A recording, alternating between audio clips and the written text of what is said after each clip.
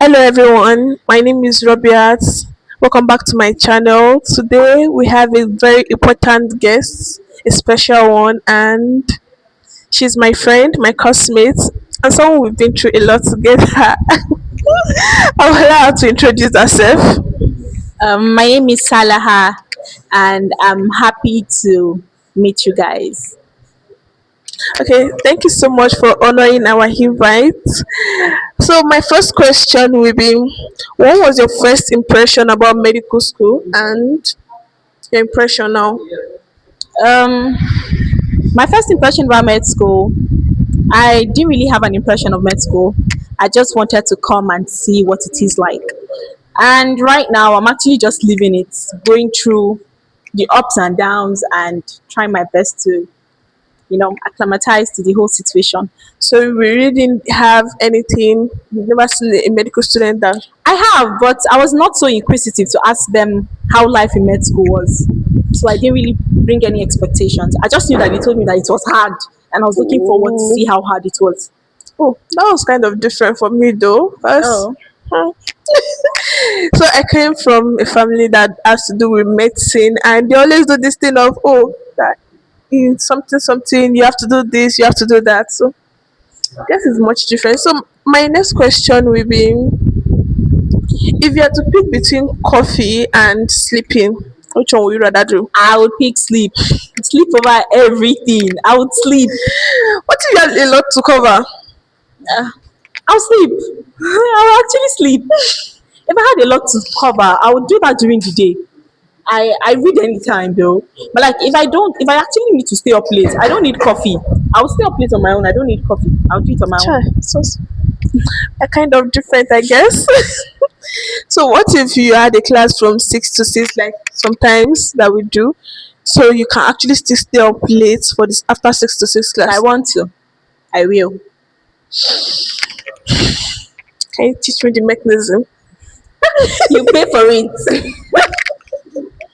So another question is, how do you manage med school and personal life? Like, how do you manage your personal life? I mean, you have a life outside medicine. How do you do that? Ah, it's been a lot.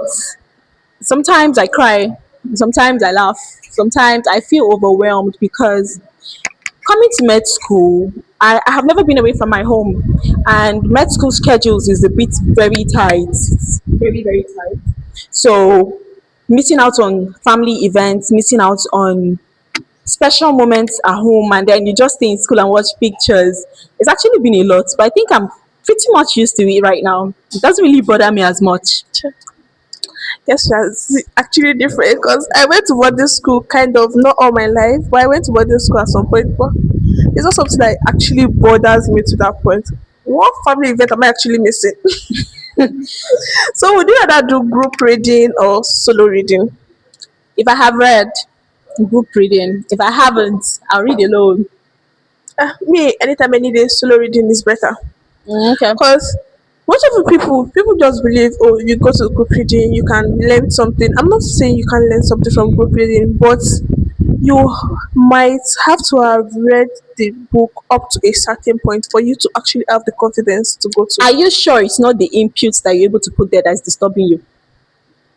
Not really. I just don't like the fact that you go to a group. Okay, for example, now you go to a group reading and you're supposed to discuss a particular topic, but you actually don't have enough upstairs to give. Then maybe the person is saying something wrong. How will you know? That's why you go back to read yourself. But it's group reading for a certain reason. And then you ask them to explain since it's in group. Maybe next time. It's your ego speaking for you there. It's not not about the problem is ego. not with the group then. It's not about ego. It's just that it makes it more comfortable. That I actually know something and I'm going for a group discussion. Not like I'm just going there expecting somebody to feed me what I'm supposed to have read. Okay. Okay, another question is, what advice will you give somebody who has had to repeat or had a receipt in med school? Um it's not the end of the world. Personally, I've had a receipt. It's not the end of the world. It doesn't mean you're not as smart as others. You just need to re-strategize and get yourself back up there. That's all I think I have to What say. about family expectations? For some people that comes from family that are very much deep into medicine, they expect a certain qualifications from you. And maybe by chance you fuck it up, how were you supposed to do that? I never came from a home that have we don't have my house doesn't raise a lot of expectations for me as a person. They allow me to just flow and they back me up. So I don't think I have anything to say regarding that. That must be nice. Okay. What course or what specialty do you think you want to specialize in There are after a med lot. school? There are a lot. Because personally, I feel like each posting I go to, there's just this peak of interest. Like, can I do this? Can I not do this? Can I do this? Can I not do this? So I think for now, I have like three lined up. Although there's two Okay. more postings to come, but like I think my top three should be um, obstetric and gynecology, internal Mm, medicine, and community medicine. you don't want to consider psychiatry or emergency medicine. No, no. Why? It seems more I've fun. experienced not having time for my family, so at least I would want to go for something that I would have time for my kids. But O&G is quite busy, if you ask me. What? O&G is a very busy I find my department. way out. By the way, I'm still exploring. I'm not saying I'll dive into it. Okay, what's your favorite course at this moment? Like out of all the part and farm topic courses, or just the posting topic? What? Topic or course? Sorry, course. Course. You don't have a favorite? I don't know. I don't know, but I think I would go for hematology. For me, I feel like another part is very interesting. It's interesting, but like I like simple things.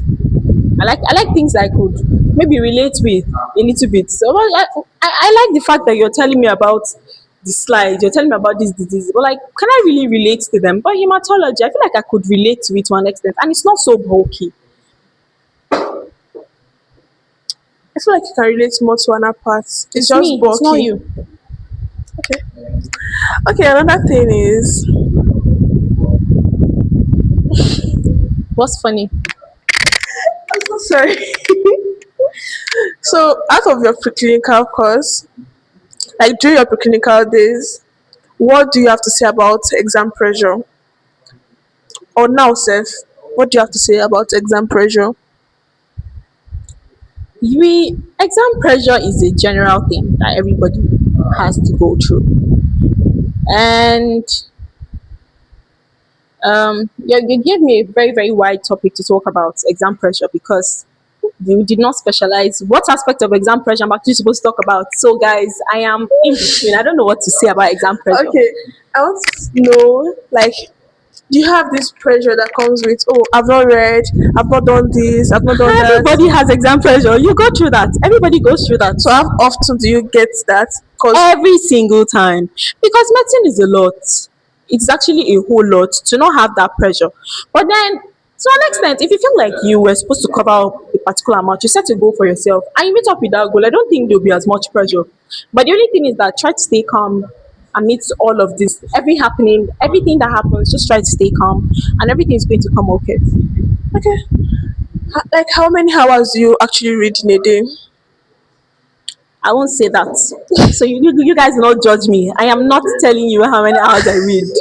No, we're Yeah. not judging, we're just asking No, basically. thank you. I'll pass. Okay, so are you like a reading person, or are you more of a visualizing person? Do you prefer watching YouTube videos or actually reading your books? I'll go with both. It depends on the topic. It depends on the course.